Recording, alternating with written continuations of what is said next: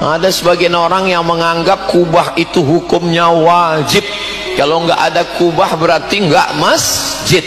Padahal kubah tidak ada pada masjid yang dibangun oleh Nabi Muhammad sallallahu alaihi wasallam. Waktu Nabi bangun masjid, atapnya pelepah korma, rata, nggak pakai kubah. Jadi kalau dipakai definisi, kalau enggak dilakukan Nabi bid'ah, berarti membuat kubah di atas masjid adalah enggak ada saya ngomong begitu. Kubah itu datang belakangan, guys.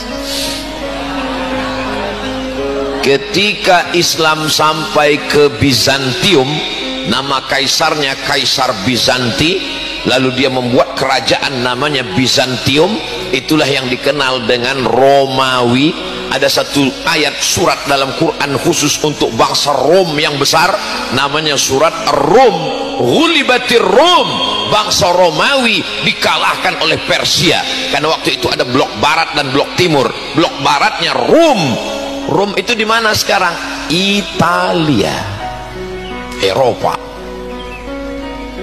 Persia di mana sekarang? Iran, Asia.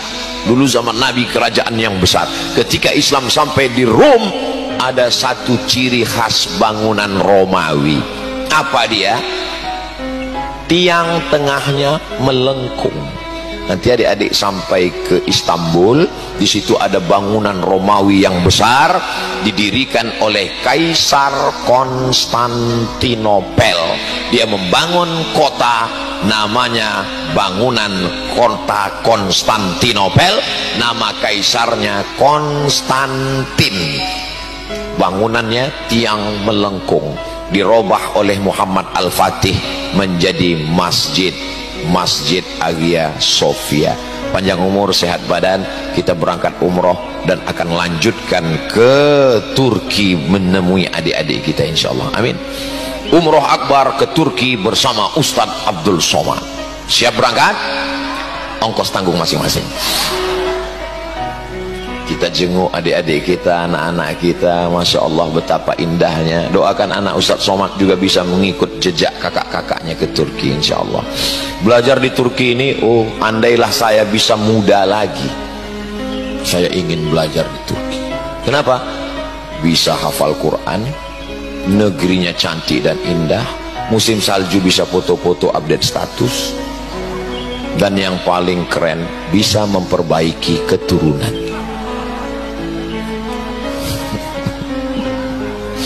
Jadi Ustadz nyesal nih ketuaan. Ya kalau kita nggak bisa, anak kita kan bisa insya Allah. Takbir!